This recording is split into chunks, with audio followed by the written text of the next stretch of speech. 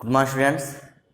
Class 12 में आज आपका दूसरा टॉपिक है। देखिए, टॉपिक जो हम आपको पढ़ा रहे थे, पिछले वीडियो में बताया था कि जन्मजात या आनुवंशिक तथा उपार्जित रोग। तो जो ये रोग बताए थे तो इसका पहला पार्ट बता दिया था। ठीक, पहला पार्ट बता दिया था।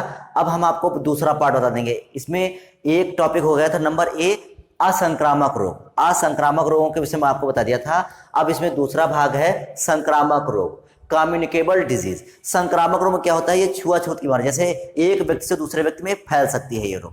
ठीक, तो देखते हैं कि संक्रामक रोग क्या होते हैं।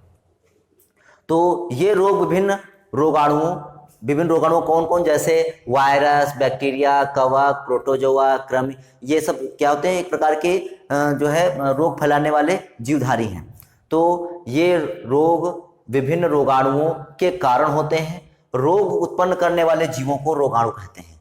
अर्थात रोगाणु क्या होते हैं? तो जो रोग उत्पन्न करते हैं उनको क्या कहते हैं? रोगाणु। तो जैसे वायरस, बैक्टीरिया, कवक, प्रोटोजोआ, कृमि, ये सब क्या है? रोगाणु है जो रोग उत्पन्न करते हैं। ठीक, रोगाणु विभिन्न माध्यमों द्वारा संक्रमित व्यक्ति तथा द्वितीय पोषद से स्वस्थ मनुष्य में संचरित होते हैं। मतलब जो रोगाणु होते हैं, अर्थात रोग उत्पन्न करने वाले जीवधारी रोगाणु जो होते हैं, वो किसी भी माध्यम के द्वारा संक्रमित व्यक्ति में पहुंच सकते हैं, या फिर द्वितीयक पोषद के माध्यम से स्वस्थ मनुष्य में पहुंच सकते हैं। ठीक, देखिए, डायरेक्ट मतलब क्या है कि कोई भी जैसे मनुष्य है, अगर वो संक्रमित है और उसका ब्लड किसी दूसरे व्यक्ति के चढ़ा दिया जाए तो क्या होगा? दूसरा व्यक्ति भी संक्रमित हो जाएगा। तो ये हो गया संक्रमित, प्रत्यक्ष रूप से संक्रमित। मतलब जो क्या हो गया कि संक्रमित व्यक्ति हो गया और उसमें दूसरे व्यक्ति में चढ़ा दिया रुधिर, तो क्या होगा? वो भी संक्रमित हो गया। तो इसमें क्या होगा? डायरेक्ट हो गया, प्रत्यक्ष हो गया। द्वितीय क्या होता है? द्वितीय पोषक से स्वस्थ मनुष्य में संचरित होना। मतलब द्वितीय पोषक मतलब क्या होता है कि जैसे कोई भी मच्छर है और उसमें मलेरिया रोग का परजीवी है, जब उस मच्छर ने किसी व्यक्ति को काटा तो क्या हो गया कि उस स्वस्थ मनुष्य में भी वो मलेरिया का रोग पहुंच गया। तो ये क्या हो गया? ये मनुष्य जो हो गया द्वितीय पोषक हो गया। ठीक, मलेरिया के लिए द्वितीय पोषद हो गया। तो द्वितीय पोषद से स्वस्थ मनुष्य में पहुंच जाना, मतलब जो मनुष्य है वो प्राथमिक पोषद है और जो मच्छर है वो द्वितीयक पोषद है। ठीक, किसके लिए? मलेरिया के लिए। तो इस प्रकार से जो द्वितीयक पोषद होते हैं उनसे स्वस्थ मनुष्य, मच्छर कैसा है? द्वितीयक पोषद है, द्वितीयक पोषद से स्वस्थ मनुष्य में संचरित हो जाता है। तो इसको बोलते हैं अप्रत्यक्ष संचरण। तो संक्रमण दो प्रकार का होता है, प्रत्यक्ष संक्रमण अर्थात डायरेक्ट इन्फेक्शन, और दूसरा होता है अप्रत्यक्ष संक्रमण, इनडायरेक्ट इन्फेक्शन। तो देखिए, प्रत्यक्ष संक्रमण क्या होता है कि यह निम्न प्रकार से हो सकता है। प्रत्यक्ष संक्रमण कैसे होगा? डायरेक्ट, सीधे एक व्यक्ति से रोग दूसरे व्यक्ति में ट्रांसफर हो जाए।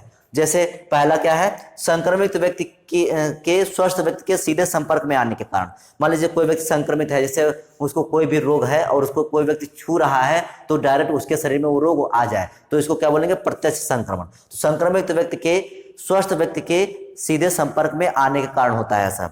दूसरा, छींकने, कफ तथा बात करते समय थूक के जो सूक्ष्म बिंदुओं द्वारा, जैसे मान लीजिए कोई व्यक्ति छींक रहा है, कफ, या कोई जो है थूक रहा है, ठीक, या कोई व्यक्ति बात कर रहा है, तो बात करने से क्या होता है कि छींकने से क्या होता है कि जो व्यक्ति डायरेक्ट सामने खड़ा है उस वायु के द्वारा जो रोगाणु है वो उसके शरीर में पहुंच जाएंगे। इसीलिए जैसे कोरोना वगैरह चल रहा है तो क्या बोलते हैं? मास्क लगाओ। क्यों? क्योंकि अगले व्यक्ति को संपर्क ना हो, मतलब कोई भी जीवाणु का या वायरस का संक्रमण ना हो। तो यही लिखा हुआ है, छींकने का कफ तथा बात करते समय थूक के सूक्ष्म बिंदुओं द्वारा हो जाता है संक्रमण।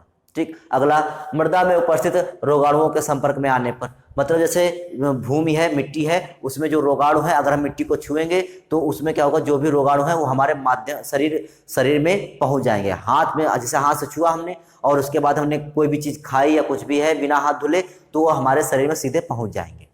कीट या जानवरों को काटने से, अगर कोई जानवर काट लेता है या कोई कीट काट लेता है तो उसके द्वारा भी उसके शरीर में पहुंचे। जैसे रेबीज है, मान लीजिए कुत्ता काटता है तो रेबीज है, तो रेबीज के काटने से भी जो है वो व्यक्ति में संक्रमण हो जाएगा रेबीज का। ठीक, माता के अपराय प्लेसेंटा द्वारा शिशु को, जैसे माता को अगर कोई भी संक्रमण हो गया, जैसे मान लेते हैं कोई भी HIV वगैरह है या कुछ भी संक्रमण है, तो क्या होगा कि अगर उस जो है उनके संतान है प्लेसेंटा द्वारा जुड़ी है तो क्या होगा कि माता से प्लेसेंटा द्वारा उस शिशु को भी रोग हो जाएगा। रक्तदान द्वारा, जैसे कोई व्यक्ति अगर ब्लड डोनेट कर रहा है तो जब रक्त डोनेट करता है तो क्या होता है कि अगर कोई व्यक्ति में संक्रमण है तो वो ब्लड के माध्यम से सीधा उस व्यक्ति के अंदर चला जाएगा, तो इससे दोनों व्यक्ति संक्रमित हो जाएंगे। अगला आता है अप्रत्यक्ष संक्रमण, इनडायरेक्ट इन्फेक्शन। मतलब ये डायरेक्ट जैसे कोई भी जीवधारी है तो वो डायरेक्ट नहीं फैलाएगा, ये किसी भी माध्यम के द्वारा, अर्थात सीधा सीधा कहें वाहक के द्वारा होगा। जैसे मलेरिया है तो मलेरिया डायरेक्ट मनुष्य के अंदर नहीं जाएगा, वो पहले तो मच्छर के अंदर जाएगा और मच्छर के द्वारा फिर मनुष्य में जाएगा, तो इसको बोलते हैं अप्रत्यक्ष संक्रमण। ठीक, तो यह निम्न प्रकार से हो सकता है। नंबर 1 वाहक द्वारा। वाहक द्वारा जानते हैं आप, जैसे मच्छर मक्खी सब क्या होते हैं, वाहक। तो सामान्य तौर पर मक्खी, मच्छर, कुत्ता, बिल्ली, बंदर आदि क्या होते हैं, रोगों का संचरण करते हैं, मतलब आदि के द्वारा रोगों का संचरण होता है। जैसे कुछ वायरस, कुछ बैक्टीरिया, कुछ जीवाणु, कुछ प्रोटोजोआ, जैसे बंदर, बिल्ली, कुत्ता या मक्खी या मच्छर, इन सब के ऊपर पाए जाते हैं। ठीक, तो जब कोई व्यक्ति के संपर्क में ये जानवर आते हैं तो वो व्यक्ति संक्रमित हो जाता है।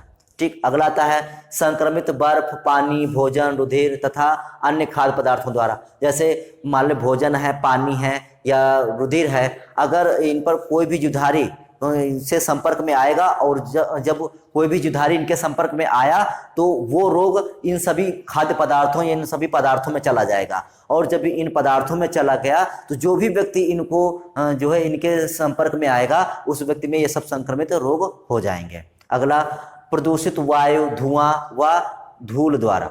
ठीक, इसमें क्या होगा कि कोई भी जीवाणु डायरेक्ट जो है सीधा जीवधारी के अंदर ना पहुंचकर, जैसे प्रदूषित वायु माने जैसे कोई भी वायरस बैक्टीरिया वायु में है या धुएं के द्वारा या धूल के द्वारा जो भी है, तो उस व्यक्ति में इस जो है रोग होने की संभावना आ जाएगी। जैसे फेफड़े संबंधित रोग हो जाए या किसी भी संबंधित रोग हो सकता है, या श्वास ट्रैकिया संबंधित रोग हो जाए, तो ये सब अप्रत्यक्ष रूप से होगा। ठीक, संक्रमित वस्त्र, बर्तन, खिलौने, साबुन, शल्य चिकित्सा, अर्थात शल्य चिकित्सा को क्या बोलते हैं, ऑपरेशन के उपकरणों व सुई आदि के द्वारा। मतलब जैसे कोई व्यक्ति है, उस व्यक्ति को कोई भी संक्रमण है या उस व्यक्ति के शरीर में कोई संक्रमण है और उसके बर्तन, वस्त्र, खिलौने, साबुन या जैसे उसका ऑपरेशन किया गया है तो ऑपरेशन में उपयोग किए जाने वाले जो उपकरण हैं, तो अगर उन्हीं उपकरणों या उन्हीं चीजों का उपयोग कोई दूसरा व्यक्ति करता है तो वो व्यक्ति संक्रमित हो जाएगा। मतलब वो व्यक्ति सीधे किसी व्यक्ति को छुएगा तो नहीं होगा, लेकिन अगर किसी व्यक्ति ने इन सभी चीजों का उपयोग किया है तो अगर वो व्यक्ति भी इन सभी चीजों का उपयोग करेगा तो वो भी संक्रमित हो जाएगा। मतलब किसी व्यक्ति को डायरेक्ट छूने से नहीं होगा, लेकिन इन चीजों को इस्तेमाल करने से उस व्यक्ति में संक्रमण हो जाएगा।